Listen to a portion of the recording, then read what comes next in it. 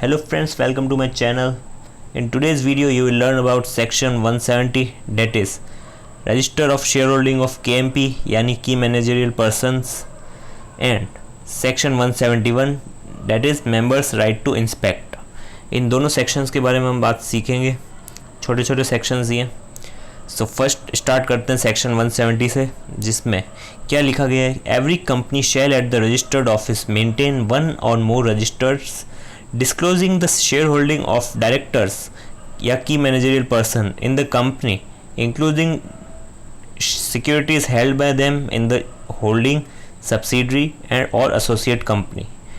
अब इसमें क्या कहा गया है, एक कंपनी को अपने रजिस्टर्ड ऑफिस में मेंटेन रखना पड़ेगा एक या उससे ज़्यादा रजिस्टर, जिसमें क्या लिखा हुआ होगा, क्या डिस्क्लोज कर रखा होगा, कंपनी में शेयर होल्डिंग कितनी है डायरेक्टर्स की मैनेजर पर्सन की, और सिक्योरिटीज़ कितनी उन्होंने हेल्ड करके रखी है in holding company, subsidiary company और एसोसिएट कंपनी.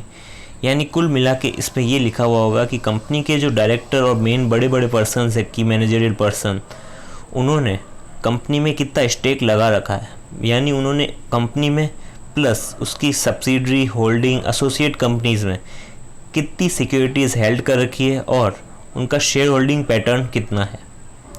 तो उसका एक रजिस्टर बना के मेंटेन रखना पड़ेगा कंपनी को at registered office. A return should be filed to ROC within 30 days from the date of appointment or from the date of any change in shareholding. अब क्या करना पड़ेगा, जैसे ही कंपनी में अपॉइंटमेंट होता है किसी भी KMP का, उसको रिटर्न फाइल करना पड़ेगा ROC को विद इन 30 डेज, या अगर उसने किसी भी तरह का चेंज भी किया है शेयर होल्डिंग में अपने, यानी पहले वो 20% खरीद रखा था उसने स्टेक कंपनी में, अब 30% कर दिया, तो एक रिटर्न फाइल करना पड़ेगा ROC को विद इन 30 डेज फ्रॉम अगर अपॉइंटमेंट हुआ है तब से, या फिर अगर किसी तरह का चेंज किया है तब से. So this is all about section 170 register of shareholding of KMP. अब section 171 में क्या करेंगे हम, members right to inspect what this, ये जो रजिस्टर मेंटेन किया है इसको इंस्पेक्ट करने की बात अब करेंगे हम section 171 में. So in this section the register shall be open for inspection to all the members during business hours and also open and accessible at the AGM. Register open रहेगा इंस्पेक्शन के लिए सारे मेंबर्स के लिए eight business hours. Register office में आके कोई भी मेंबर देख सकता है उस रजिस्टर को, एंड हमेशा ओपन एंड एक्सेसिबल रहेगा इन कंपनीज एनुअल जनरल मीटिंग. वहाँ पे भी अगर किसी बंदे को जानना हो शेयर होल्डिंग पैटर्न के बारे में तो वो रजिस्टर उठा के देख सकता है. The members may inspect and thereafter requires the company to deliver the copies and extracts from the register.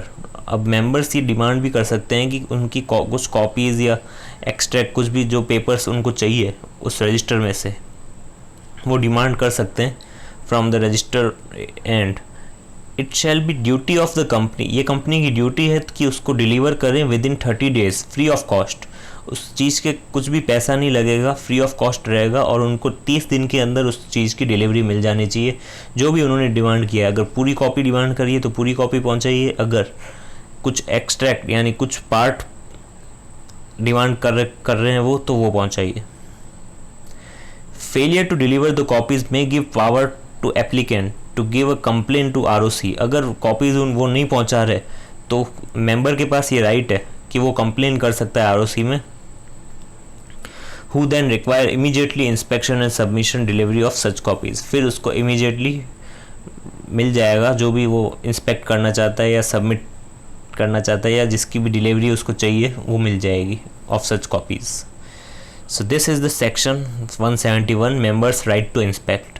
So 170 में हमने क्या सीखा, एक रजिस्टर मेंटेन करना पड़ेगा ऑफ शेयर होल्डिंग प्लस जितनी भी कंपनी में या कंपनी की होल्डिंग सब्सिडरी एसोसिएट कंपनी में जितने भी तरह के सिक्योरिटीज़ हेल्ड करके रखे हैं डायरेक्टर्स ने या की मैनेजरियल पर्सन ने, उसका एक रजिस्टर मेंटेन होगा एट कंपनीज रजिस्टर्ड ऑफिस.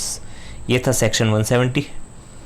अब 171 में क्या है, मेंबर्स को ये राइट दिया गया है कि उनको इंस्पेक्ट करने का राइट है कि वो रजिस्टर उठा के देख सकते हैं at business hours at registered office, या अगर उनको कोई भी तरह की कॉपी चाहिए उसकी या एक्सट्रैक्ट चाहिए तो वो डिमांड कर सकते हैं कंपनी को। कंपनी का ये ड्यूटी है कि उसको 30 दिन के अंदर उस कॉपी पहुंचानी पड़ेगी। अगर नहीं पहुंचाती है तो मेंबर्स को ये राइट मिलता है कि वो आरओसी को कंप्लेन कर सकता है।